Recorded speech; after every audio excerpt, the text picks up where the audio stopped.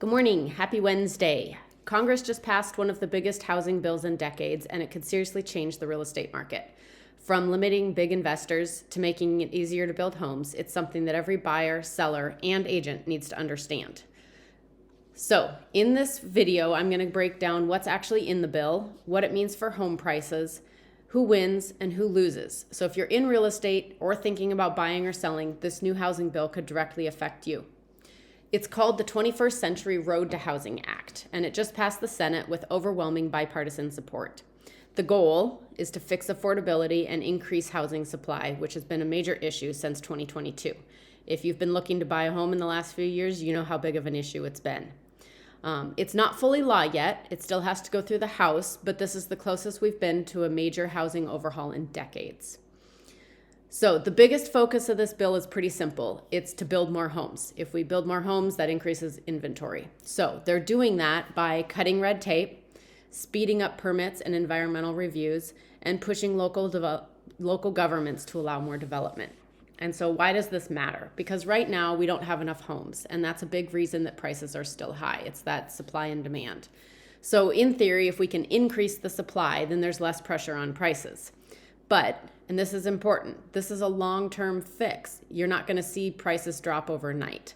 Then the second part of this is big investors are a major target in this bill. And so this is probably the most controversial part of the bill. It actually limits large institutional investors like Wall Street firms from buying single-family homes.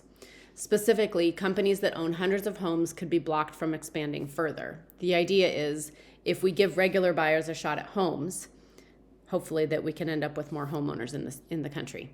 But here's where it gets interesting. Some experts say that investors only make up a small share of the market overall, and that's true, and it really does depend on which area you're in. Here in Montana, we don't have a whole lot of institutional investors. And then the other side of that is limiting them could actually reduce the rental supply because a lot of these large companies purchase blocks of homes and use them as rentals. So this could help buyers, but it could potentially hurt renters. So what does this mean for real estate? Let's break this down. So for buyers, slightly less competition from big investors. And again, institutional investors, I think, only own like 4% of houses nationwide. So it's not a huge number, but every little bit helps, right?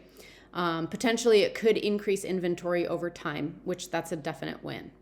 For sellers, in the short term, we're not going to see a whole lot of change. In the long term, more supply could mean slower price growth. And then for investors, large institutional investors are probably the biggest losers in this bill.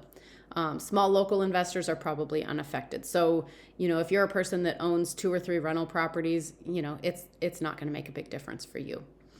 Where it does make a really big difference is for builders and developers. Less regulation means that it's easier to build, and this could increase construction activity significantly. I know that here in Montana, it is getting progressively harder to develop things. And so hopefully with some of these new regulations, we can help speed that process along a little bit. So here's the catch, right? Because there's got to be one. The bill isn't a magic fix. I mean, really nothing is. We're still going to have to deal with political hurdles because it hasn't passed yet. So it's not there yet. Concerns about loopholes in the investor restrictions. So there's some concerns about ways that like the large institutional investors could get around it. And then questions on whether it will actually move the needle fast enough. So while it's a big step, the real impact will probably take a few years to play out. So here's the bottom line. This bill is about one thing, and it's increasing supply to fix affordability. It could help buyers. It could slow price growth a little bit, and it could reshape how investors operate in the market. But like everything in real estate, timing and local markets still matter most. If you want help navigating this in the Flathead Valley, please reach out. I'm more than happy to talk strategy and, a few different ways that we can help maximize your investment. So in the meantime, have a great day, and I will talk to you soon. Thanks for watching. Make sure you click the subscribe button so you don't miss out on any new videos. And if you have a topic you'd like me to cover, drop it in the comments below.